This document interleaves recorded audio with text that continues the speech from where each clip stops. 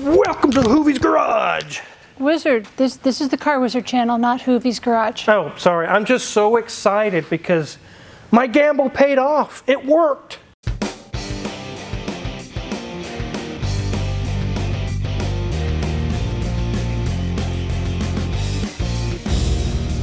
You heard that right. This thing is operational again.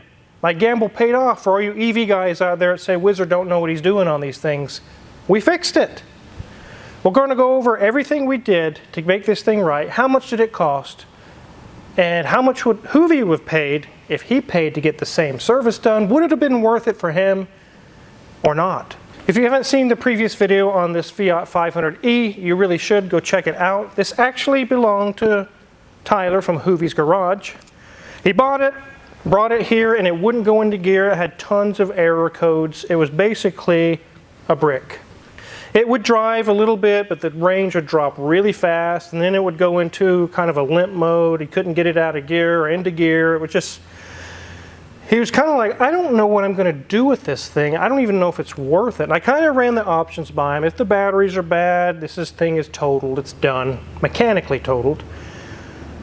And he's just like, even at a 50-50 shot, it might work, it might not work. He was like, I'm not even sure I'm interested in going down even that path, Wizard. I said, well, that's the only options you have. And we were talking about it, and he was like, what am I going to do with this thing? I said, hey, I'd like to learn these things. I'd like to kind of dive into an EV. I'll give you $2,000 for it, as is, broken. He agreed. I took possession of it. And it wasn't even 10 minutes later after he left, I went to bring the car in, I rolled down the driver's window and it broke.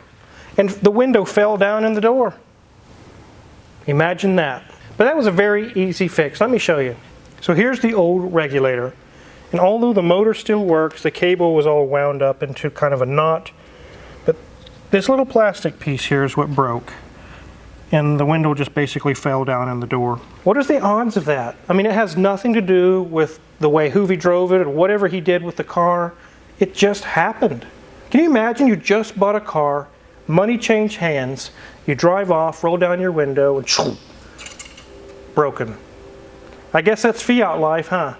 So anyways, yeet. I'll go ahead and roll this one up and down. It works perfect.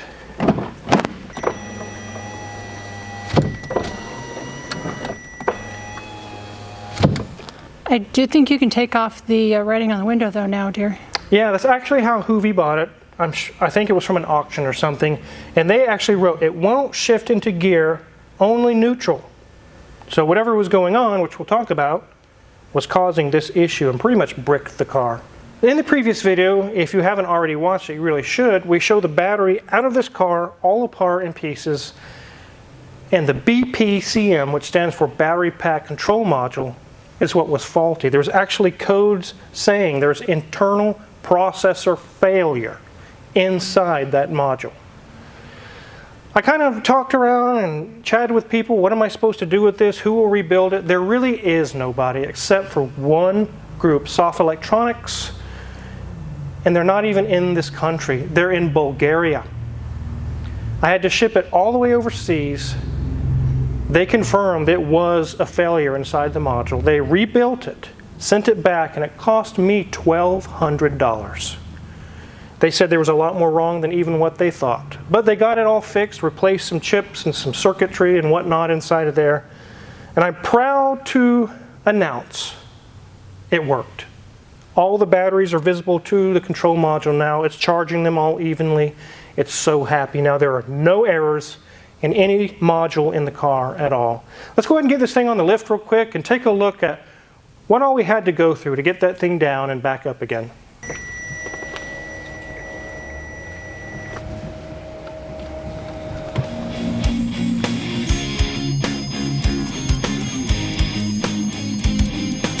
So in the previous video also you saw we had the batteries down just like in this picture.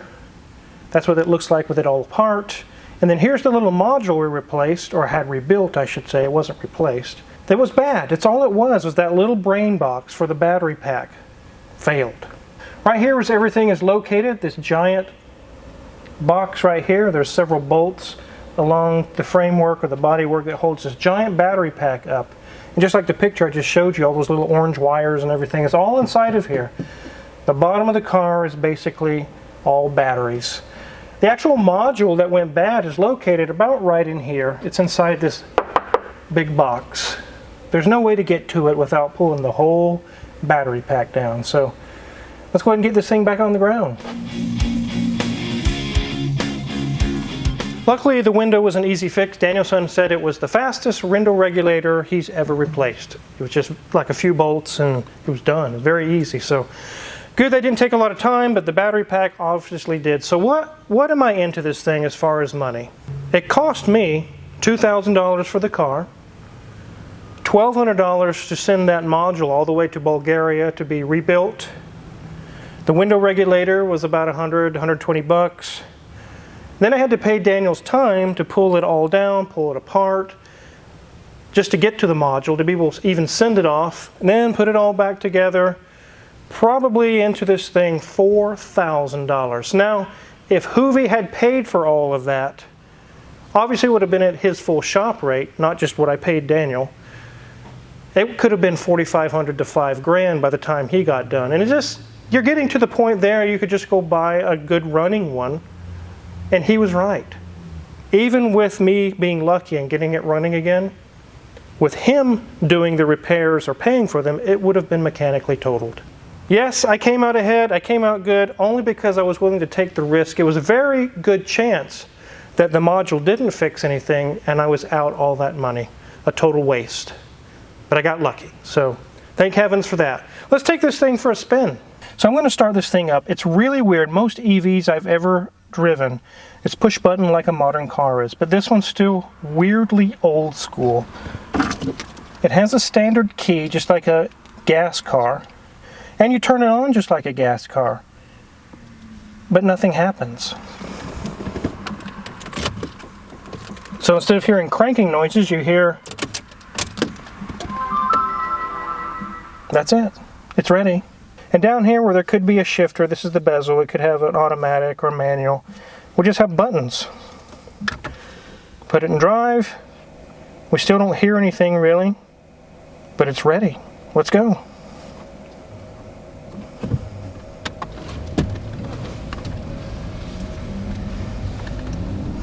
All right, here we go.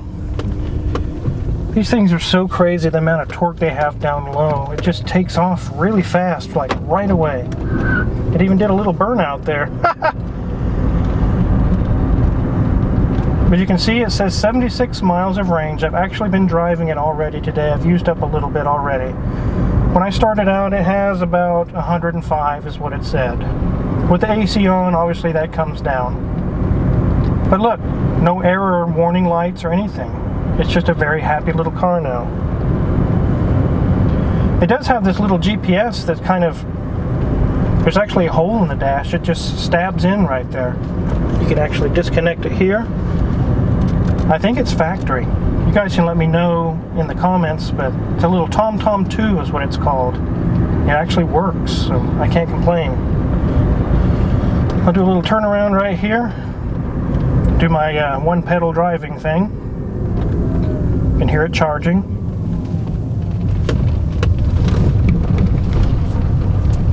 So this thing's fixed now. I'll be able to drive around town, go back and forth to work, and never go to a gas station again. Even if it only went down to 50-mile range, that's great, but I'm very happy I have full battery capacity out of this thing. It's really, really cool.